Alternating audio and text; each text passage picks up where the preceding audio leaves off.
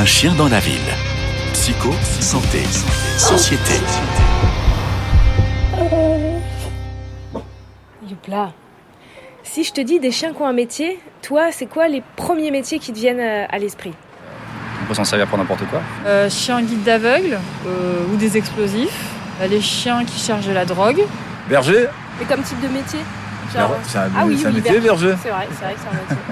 Il y a les sauveteurs. Je me souviens, c'était vers le bassin d'Arcachon. Ouais. Une personne, on ne remarquait pas, nous, humains, sur la plage, qu'il y avait une personne qui était prise dans une baigne. Et en fait, il y avait ce labrador qui était sur le bord de la plage qui s'est mis à aboyer.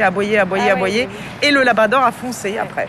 Les personnes qui doivent avoir un traitement et les chiens qui peuvent ressentir les premiers symptômes. Moi, j'avais connu au lycée une copine qui avait un chien pour détecter ses crises d'épilepsie.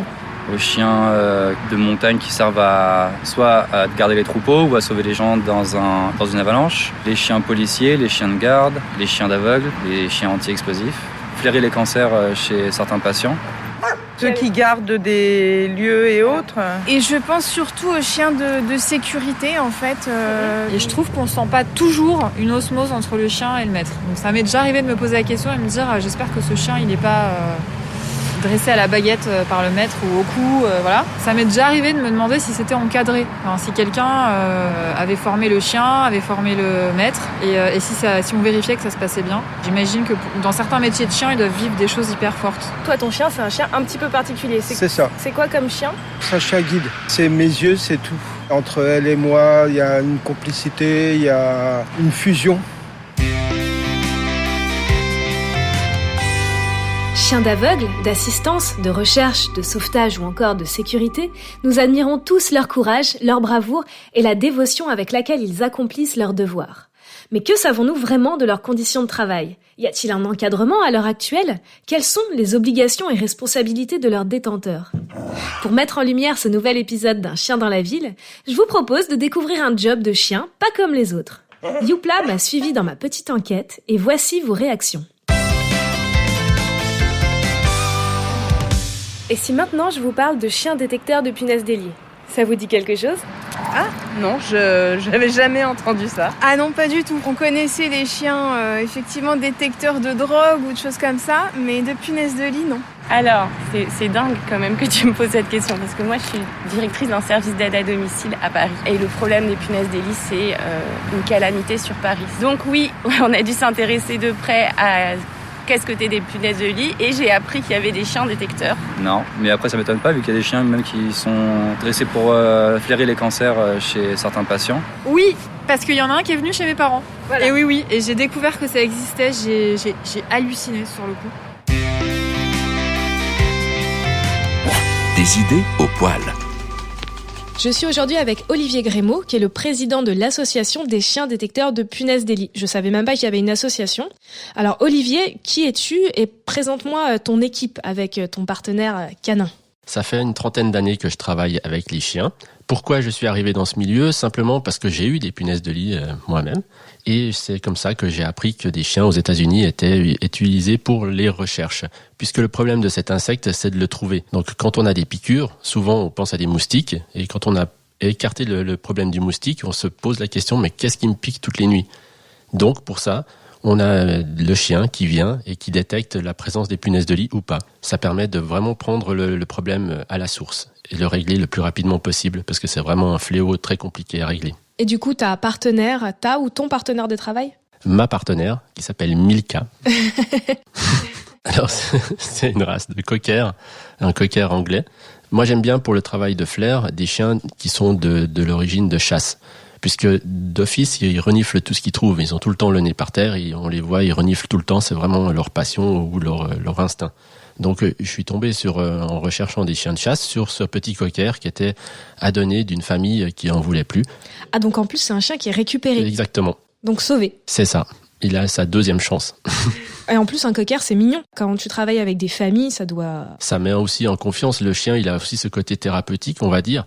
Mais le chien est sympathique, il est mignon, donc ça passe beaucoup mieux. Comme on l'écoute dans le reportage, il y a des gens qui connaissent. Mais pourquoi l'idée de créer une association ?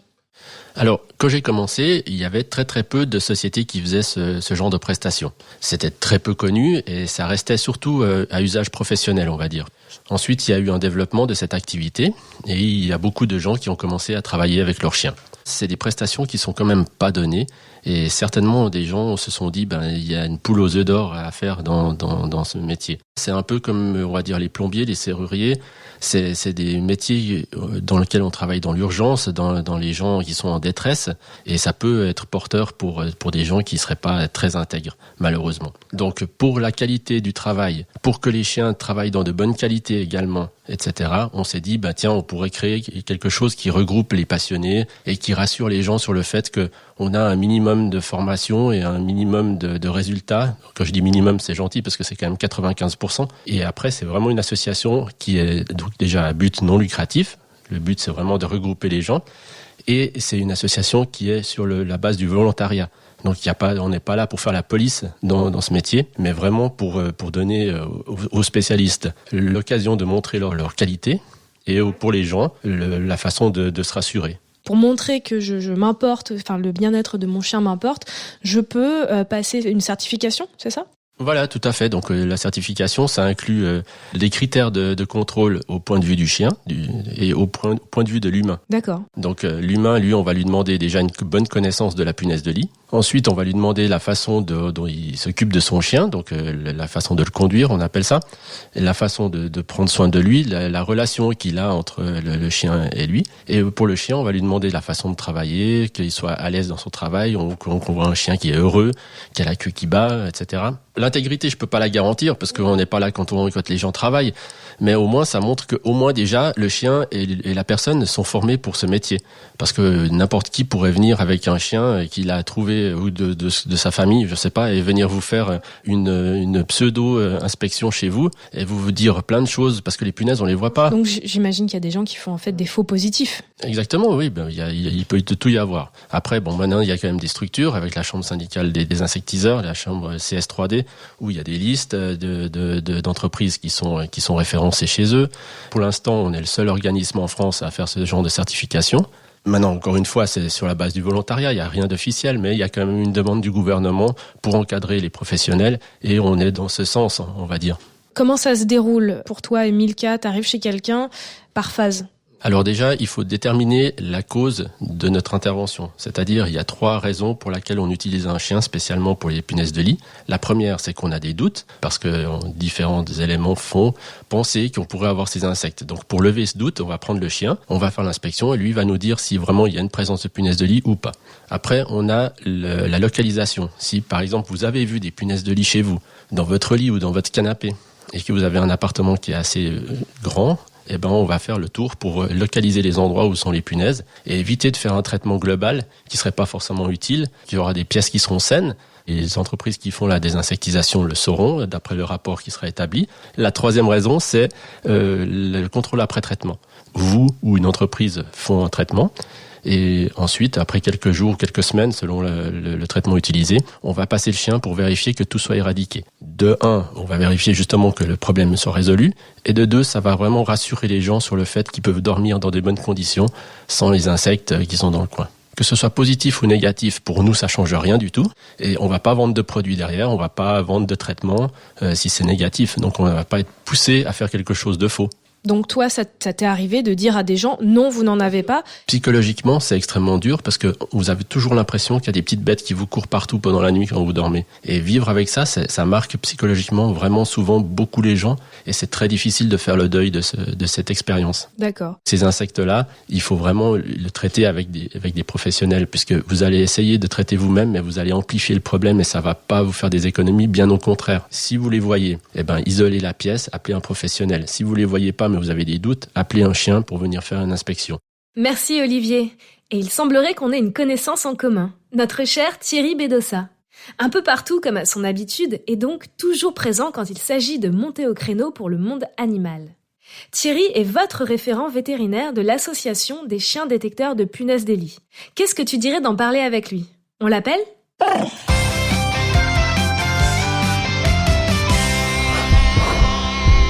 La Minute Veto.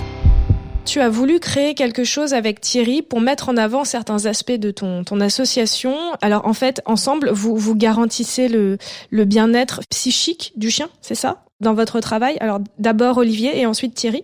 Alors nous, le but, c'est vraiment de montrer aux clients qui utilisent les chiens détecteurs de punaises de lit qu'ils ont suivi une formation minimum avec un résultat minimum. Et ça fait partie des examens de certification. Avant ces examens, il y a tout un processus de formation, on va dire, ou d'information qui se trouve justement sur une partie donc technique pour le chien de travail, sur une partie théorique sur la punaise de lit, et sur les aspects sur le bien-être du chien, dont justement la partie de Dr Bedossa qui s'occupe de ça. Et Thierry, si tu devais expliquer le travail que tu fais en collaboration avec Olivier, vraiment ton rôle dans votre partenariat? Olivier, c'est un professionnel que j'ai rencontré récemment et c'est un professionnel pour lequel j'ai énormément d'estime parce qu'il est extrêmement exigeant et rigoureux. Et donc, il a derrière lui 30 ans de connaissances et de pratiques cynotechniques dans un autre domaine. Et il a mis toutes ses connaissances, toutes ses expériences au service maintenant d'un usage civil pour la détection des punaises de lit et le fait que les chiens soient finalement le meilleur outil pour permettre la détection des punaises de lit parce qu'ils ont un super odorat. Et donc, comme Olivier est extrêmement exigeant, extrêmement rigoureux, il veut s'assurer que les personnes qui n'ont pas son niveau de connaissance et d'expérience, puisque j'ai rencontré au cours de cette première formation à laquelle j'ai participé des personnes beaucoup plus jeunes, eh bien, il veut s'assurer que ces personnes ont un niveau de connaissance permettant que leur activité soit faite du mieux possible. Et donc, pour ça, il a chargé un vétérinaire qui est, comme lui, cynophile et cynotechnicien, de leur expliquer comment est-ce qu'on reconnaît un chien qui est bien dans son travail, d'un chien qui pourrait stresser dans son travail, auquel on pourrait trop demander, qu'on pourrait ne pas comprendre, et puis éventuellement un chien qui pourrait avoir des signes de maladie qu'on pourrait ne pas être en mesure de détecter. Voilà à quoi je sers, moi. Voilà, c'est parfait parce que tu en viens exactement au point qui m'intéressait le plus, c'est le bien-être du chien au travail. Est-ce que aujourd'hui, des chiens qui travaillent, donc que ce soit un chien guide qu'un chien outil, dans le sens où il va détecter des punaises des lits, des explosifs, il va faire la sécurité, est-ce que ce bien-être du chien est encadré? Est-ce qu'il est surveillé? Par quelqu'un comme Olivier Grémaud, certainement.